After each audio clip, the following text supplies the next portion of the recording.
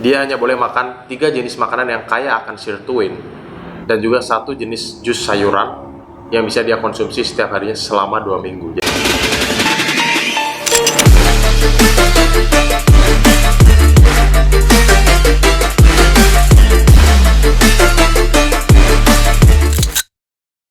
Selamat datang kembali di Sergio Get Fit. Apa kabar kalian semua? Saya harap kalian dalam keadaan yang sehat tentunya. Oke, jadi pada tanggal 6 Mei 2020 mungkin sedikit berbeda ya. Kenapa sedikit berbeda? Karena pada tanggal 6 Mei 2020 seorang penyanyi terkenal yang bernama Adele, yang mungkin pasti kalian sudah tahu semuanya, memposting sebuah foto yang membuat heboh para netizen, terutama fans-fans berat dari Adele ini sendiri. Adele memposting foto untuk merayakan ulang tahunnya yang ke-32 tahun, di mana di foto tersebut juga menunjukkan transformasi tubuh yang luar biasa yang dilakukan oleh Adele. Dikabarkan Adele mampu menurunkan berat badan yang lebih dari 40 pounds, yang diperkirakan dari berbagai sumber sekitar 20 sampai dengan 22 kg. Oh ya, seperti biasa sebelum saya lanjut videonya, buat kalian yang baru datang di channel ini, pastikan kalian klik tombol subscribe-nya sekarang juga, dan juga klik tombol loncengnya agar kalian tidak ketinggalan video-video menarik lainnya di channel ini. Oke, jadi foto dari Adele ini mendapatkan banyak sekali perhatian dari para netizen, dikarenakan transformasi tubuh Adele yang sangat signifikan sekali.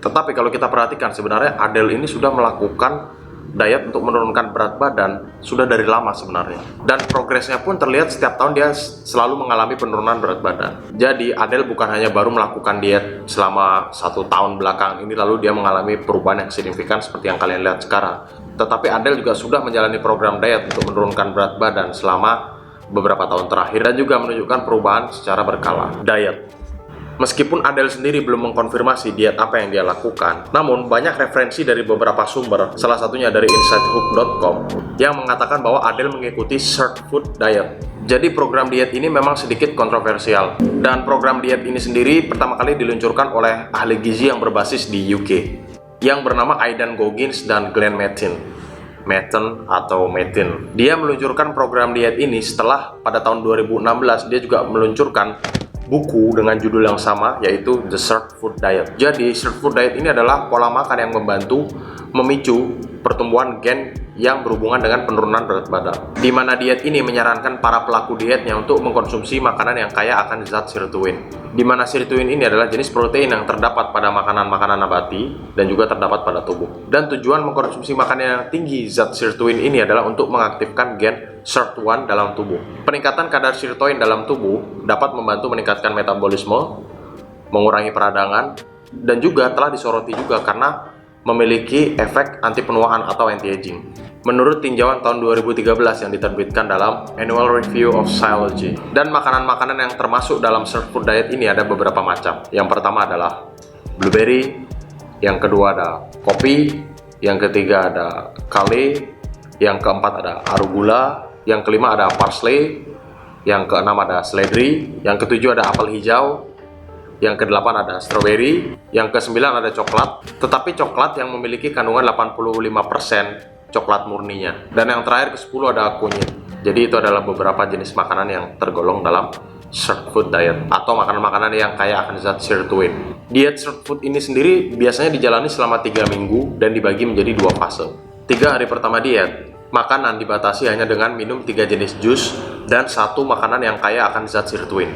Itu 3 hari pertama, dengan total kalori sekitar 1000 kalori per harinya. Kemudian 4 hari berikutnya, orang yang melakukan diet ini hanya boleh meminum 2 jenis jus sayuran dan 2 jenis makanan yang kaya akan zat sirtuin, yang total kalorinya sekitar 1500 kalori per harinya. Jadi di fase kedua ini, selama 2 minggu ke depan, orang yang melakukan diet short food ini, dia hanya boleh makan 3 jenis makanan yang kaya akan sirtuin dan juga 1 jenis jus sayuran yang bisa dia konsumsi setiap harinya selama 2 minggu. Jadi untuk fase kedua ini sampai ke pas 3 minggu, mereka hanya boleh mengkonsumsi 3 jenis makanan yang kaya akan sirtuin, zat sirtuin, dan 1 jenis jus sayuran. Nah, setelah 3 minggu tidak diharuskan kalian untuk terus mengikuti diet short food ini. Namun kalian dianjurkan untuk mengkonsumsi makanan yang kaya akan zat sirtuin ini sebanyak mungkin. Olahraga. Menurut informasi dari US Weekly, Adele menyewa seorang personal trainer di LA, Los Angeles, untuk mendesain program latihan untuknya. Adele melakukan latihan selama 60 menit.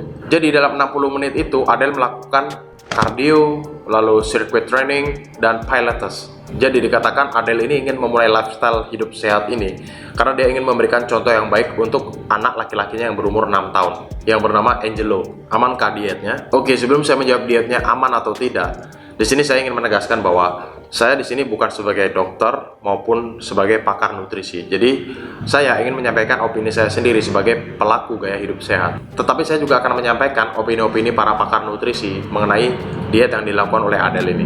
Oke, jadi banyak pakar kesehatan yang juga mengkritik dari short food diet ini. Salah satunya adalah dari Mackenzie Caldwell. Dia adalah spesialis nutrisi dan juga kesehatan untuk kehamilan, diabetes, dan gangguan makan. Dan menurut Mackenzie Caldwell, pengaturan diet dengan kalori 1000 kalori per hari itu hanya cocok diterapkan untuk anak-anak yang berusia 2 sampai dengan 4 tahun.